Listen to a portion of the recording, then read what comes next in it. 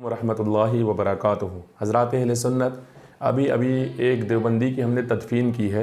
इम्तियाज़ पलाम्बी नाम के एक देवबंदी को उसके मरकद में पहुंचा दिया है, मरघट में पहुंचा दिया है।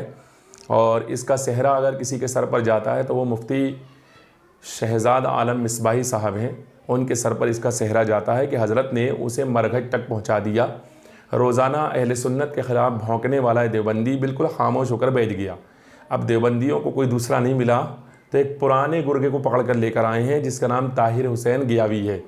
ये ताहिर गियावी की पुरानी वीडियो निकाल करके नेट पर चलाने की कोशिश की जा रही है। अब ताहिर गियावी साहब एक मजमे के अंदर बैठ करके इमाम अहले सुन्नत आला हज़रत रज़ी अल्लाह तआला अन्हु के फतावे पर एतराज़ करते हुए नज़र आ रहे हैं।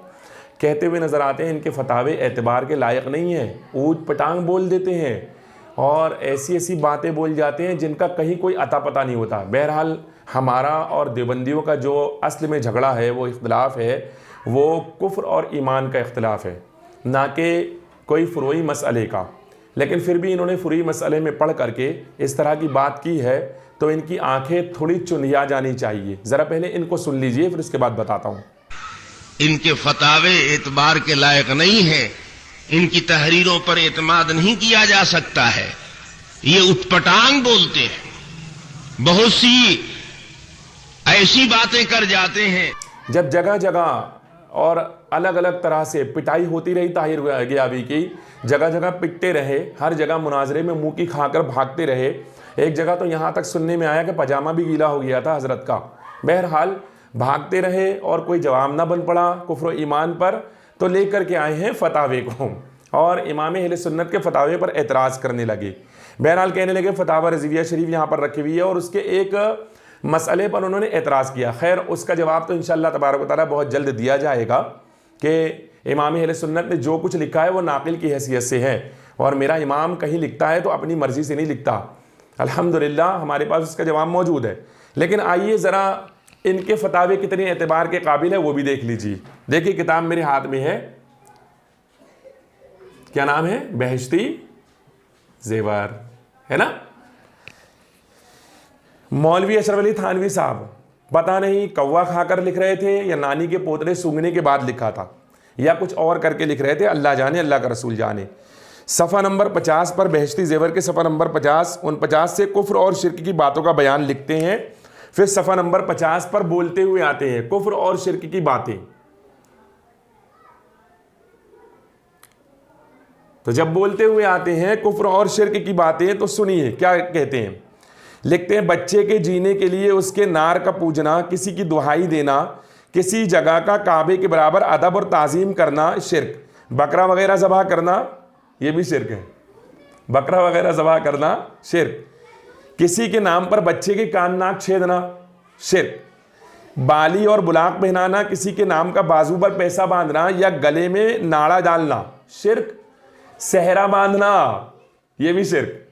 पता नहीं अब क्या खाए थे, क्या कह सकते हैं। इनके फतावे एतबार के लायक है, वो कह रहा है एतबार के लायक नहीं, ये एतबार के लायक है। वो कहता है चोटी रखना, बुद्धि पहनाना, फ़कीर बनाना शिर्क। फिर आगे बढ़े तो कहने लगे अली बख्श, हुसैन बख्श, अब्दुल नबी वगैरह नाम रखना शिर्क। तो हुसैन बख्श, अली बख्श, अब्दुल नबी वगैरह नाम रखना ये क्या है? शिर्क है। गंगोही साहब जो इनके बहुत बड़े आलिम, बल्कि जिनको इन्होंने गौसुल आज़म लिखा है, गंगोही साहब के अब्बा और नाना दादा उनके नसब नामे के ताल्लुक से तज़किरतुर रशीद मेरे हाथ में किताब है, देखिए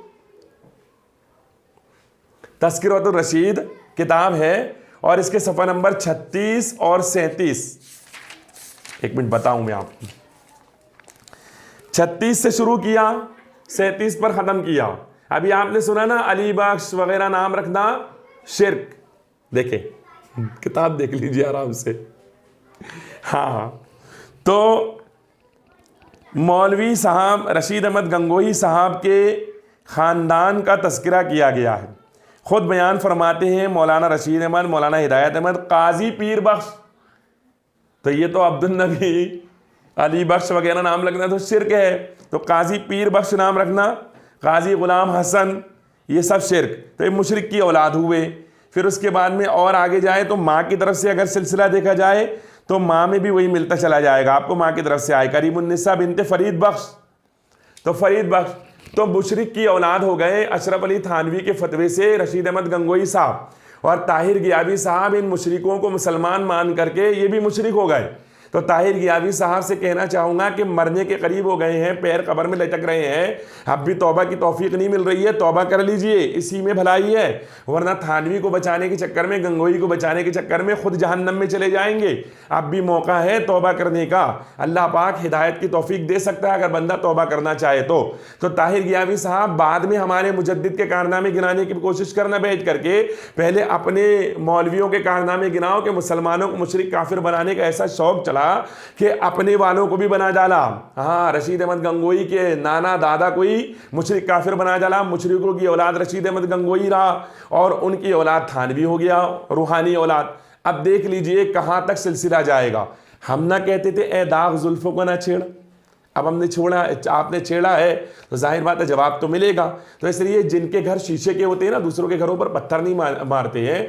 हमारा आपका इख्तिलाफ अकायद का है, अकीदे पर बात करें दम हो तो। जिस तरह इम्तियाज पलामवी जहन्नम में घुस गया, मरकज में चला गया, ऐसे आप भी चले जाएंगे, लेकिन कोई जवाब नहीं दे पाएंगे। अकीदे पर बात करिए, मसाइल पर बात करेंगे तो आपकी किताबों में वो चीज़ें लिखी हुई है कि समझ में नहीं आता कि कब लिखा था और क्या सोच कर लिखा था और कौन सा नशा करके लिखा था।